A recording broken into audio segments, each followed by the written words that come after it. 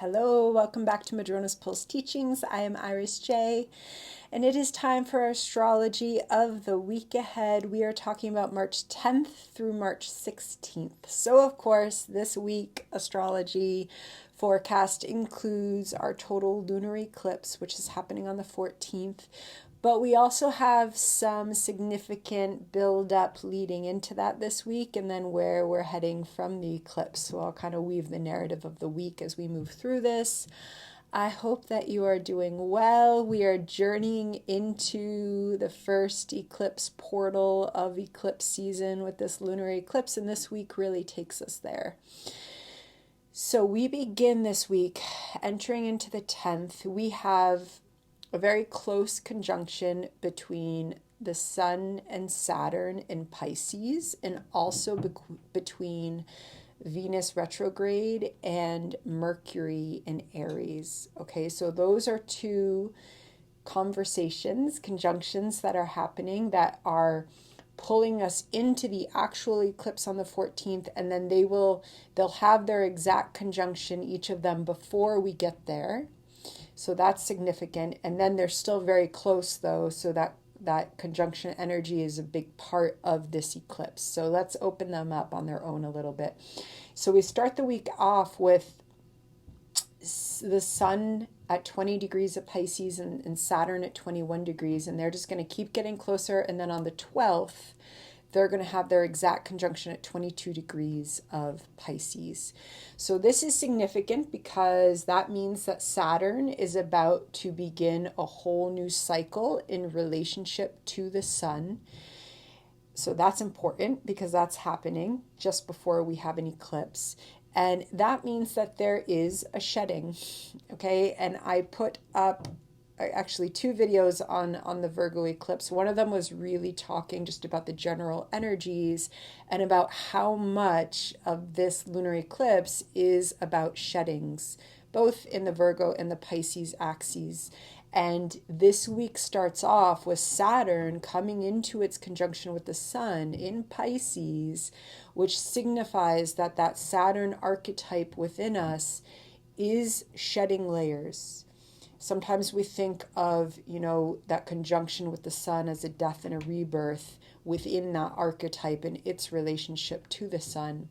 So for Saturn is our boundaries. Saturn is literally the boundary between what is known and unknown. It rides that ebbing and flowing boundary line, and it knows that there's realities beyond it, but Saturn also works with limits.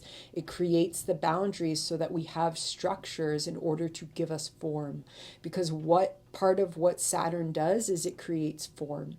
And so when Saturn is in Pisces, it's very important, because Pisces is an archetypal realm that doesn't actually have a lot of boundaries. It doesn't have a lot of that kind of pre-established form. So when Saturn moves through Pisces, or folks that have Saturn in Pisces in their natal charts, there is an ability to create form out of the formlessness. And so Saturn moving through Pisces has been to kind of clean up some of that part of our psyche, our life, that it's not always easy to clean up, because it's about dissolving the ego. It's about dissolving the sense of self. That's what Pisces is about, so that we can come into more of that kind of mystical, meditative way of being. And Saturn goes through there and it helps us clean it up. And that's what Saturn's been doing in Pisces. And now it has a conjunction with the Sun, which brings in this opportunity to shed potentially deep layers in our own lives, our own approach to spirituality, how spirituality literally manifests in our life, how we have the structures and practices to allow us to embody our spiritual paths. Saturn conjuncting the Sun is an opportunity to create new structures for ourselves, and then of course that's also impacting the collective. As Saturn conjuncts the Sun, however, that can be a little bit of an energy drain. Okay, so as we come into the 12th, I mean, we're coming into a very potent eclipse this week, so you want to pay attention to your energy. You really want to respect your energy. Sometimes when there's that conjunction, it can be a bit of a drain, and then as it reemerges, it's getting new life, literally. And so this is also very significant because part of that new life that is coming to Saturn is that it's going to start moving towards its entryway into Aries, which is another rebirthing, okay, on a different cycle, because there's always cycles within cycles. That is kind of what astrology brings us into, and what earth-based spirituality brings us into as well. And that is going to happen in May when Saturn moves into Aries. So right now, it is an opportunity, though, for a significant shedding. Of course, wherever you have around 22 degrees of Pisces in your chart, that's where this is wanting to happen. And it creates new alignments. This is an opportunity that we're coming into new alignment. And then what happens 2 days after, a day and a half after the exact conjunction of Saturn and the Sun, we have a Virgo lunar eclipse. And so this is literally a Saturn who is poised to open up to our consciousness, settling into new structures in our psyche as it relates to spirituality, as it relates to these Piscean ways of being, which are about the flow of creativity, which are about holding compassion and love, which are about understanding that when we are aligned to source, the contours of reality shift.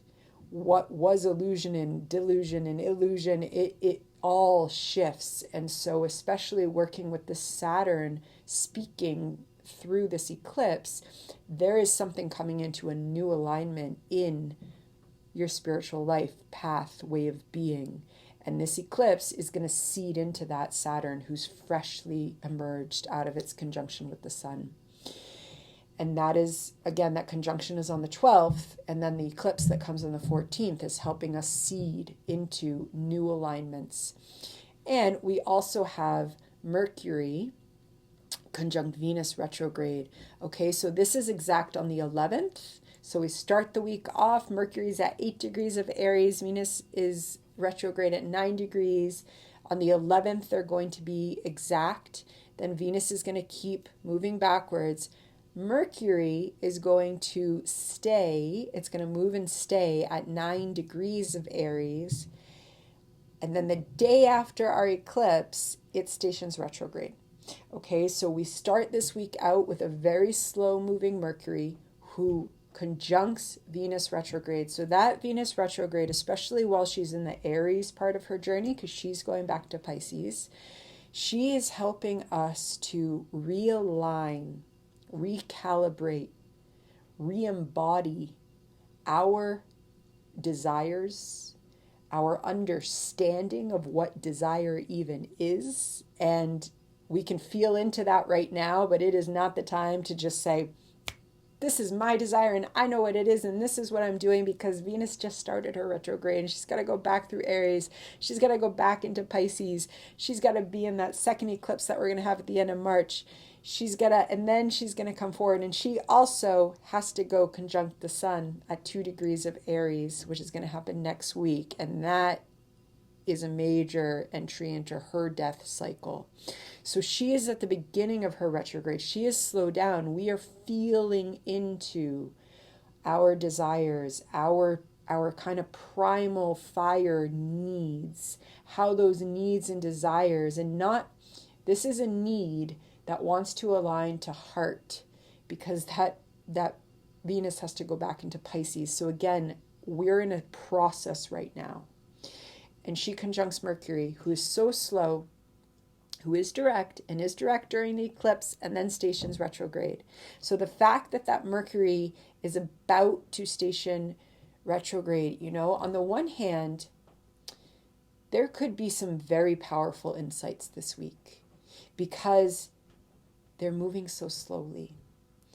That Mercury is moving so slowly. And so especially if we come in to moving a little slowly, we might really glimpse something that has slowed down enough in our life so that we can make contact with it, make contact with our values, make contact with the process that we are in. And we might gain a little understanding of that process and how we need to continue in the process. Because then we have our eclipse after the 12th, after that conjunction of Venus and Mercury.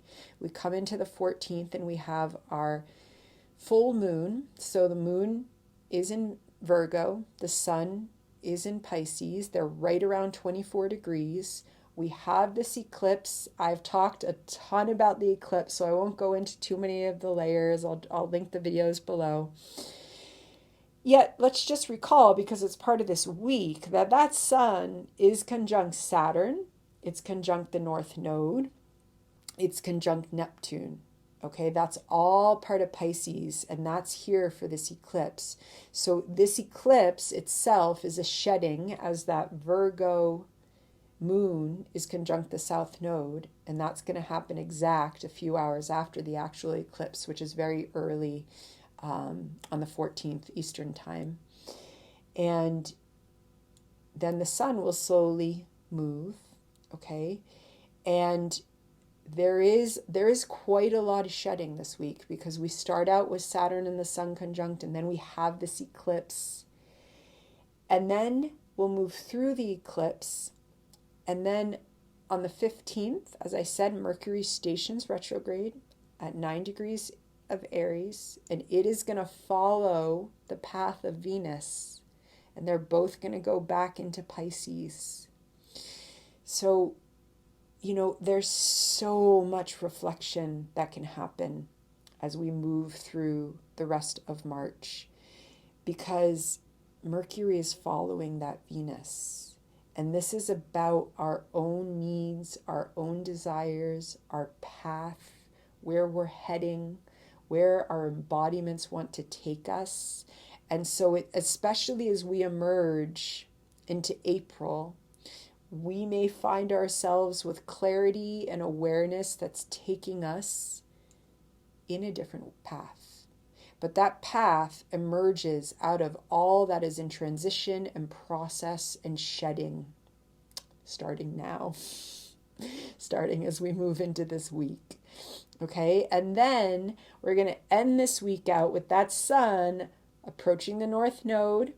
Okay, they're going to be about a degree apart, and then they're going to have their exact conjunction next week, and the sun is going to conjunct Neptune next week, and then next week we'll have the 20th of March, which is the sun entering into Aries, which marks our equinox. Okay, so we come into spring in the northern hemisphere and fall in the southern hemisphere, and it's quite something. Okay, and then we also have the sun conjuncting Venus retrograde at 2 degrees of Aries after it's moved through the equinox. So that sun, okay, it starts out this week with Saturn. Then we have the eclipse where it's in its full moon opposite the moon. Then the sun is going to move towards that North Node. And then next week we'll be talking about the sun conjuncting the North Node and Neptune, and we'll be talking about equinox. But we are in a major transition right now. And so however you are feeling into this, however it's showing up in your daily life, in your dream life, however it is, there is so much to be gained just by witnessing what's emerging. Also, that Mercury conjunct Venus, there is something about our intuition there. But we also most likely really need to slow down to feel it, and also to trust it, and to know that where we're heading is in process, and we probably can't totally see it yet. That Mercury is about to go retrograde, and it's about to be retrograde during a very powerful eclipse. Now, when Mercury is retrograde, it can also bring us into insights that are only possible from the viewpoint of realigning. Mercury goes retrograde, and it's a signal, firstly, to slow down, especially in Aries. Okay. Mercury in Aries just wants to, it wants to have the ideas, it wants to have the inspiration. It goes retrograde. It needs to slow down. And so there's something about, as we are pulled into this week, about as we slow down, that we begin to gain understanding that we couldn't have seen, because we wouldn't have been focused enough if we were just going too quickly. And this is something about our own primal desire, the desire that wants to birth itself anew, related to our values, related to our spiritual paths, because they're both going back to Pisces. And who's in Pisces? Neptune is there, and Venus is going to have its conjunction with Neptune before Neptune enters Aries. So there's a lot of dynamic energy. There's a lot of there is a cosmic symphony that is playing, and it's multidimensional. And we are just journeying through, but we're also coming into this period of time that is about shedding, that is about realigning, so that, Pisces energy is so strong right now. And this Neptune, after our second eclipse on the 29th, that Neptune has to go into Aries. It begins its new journey. And so there is absolutely, those of us that feel into and work with and make as a focus in our life, our spirituality and our spiritual path, this is an incredible moment. It's an incredible birthing. And so just honoring it and witnessing it, this week is a lovely week to work with your witchy rituals, whatever they are. Feel into them, be with them. Eclipses do bring portal energy. We can literally emerge with internal and external new perspectives, new timelines. We can make soul choices during them that take us into new directions. And that happens as we also let go. So here we go. Happy journeying, happy portaling. If and when you see them, jump in. Why not? And I will see you soon. Bye.